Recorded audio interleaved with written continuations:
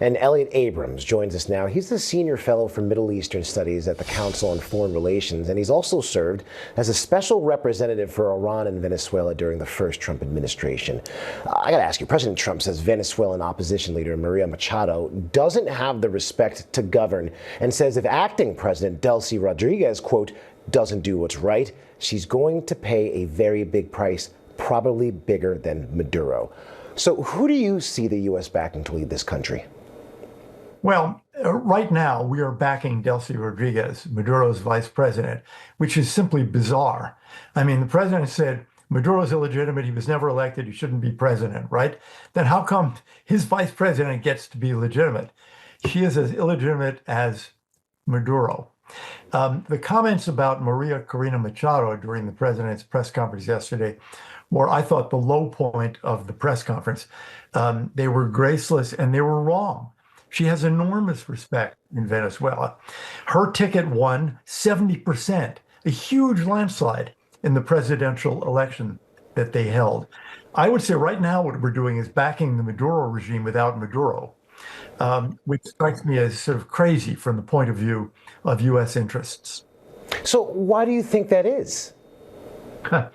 That's a very good question. It may be that the president is listening to American and Venezuelan businessmen who have interests there and don't want to see them affected. That's plausible to me. It may be, frankly, that he's never taken to Maria Corina Machado. They've never met. He never was able to meet with her. She took his Nobel Peace Prize, if I can put it that way. So I don't get it. And I think, think of what we're doing here.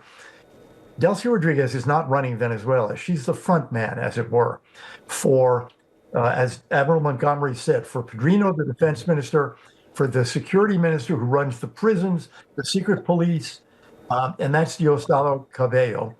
And they're under indictment as drug traffickers. And they're still there, and we seem to think that's fine. So I can't believe this situation is going to last very long. I certainly hope. Elliott, President Trump says he wants American companies to revitalize Venezuela's oil industry. Do you think that plan is viable?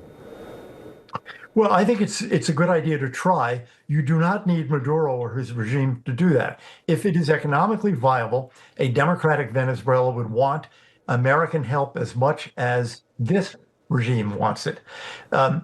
Whether it's viable, will people, Chevron's there. Will people put tens of billions of dollars into Venezuelan oil? We're supposed to believe in the free market. Let's find out. That's not really the business of the U.S. government. It's the business of these private oil companies to figure out whether they want to invest in Saudi Arabia or Texas or Venezuela.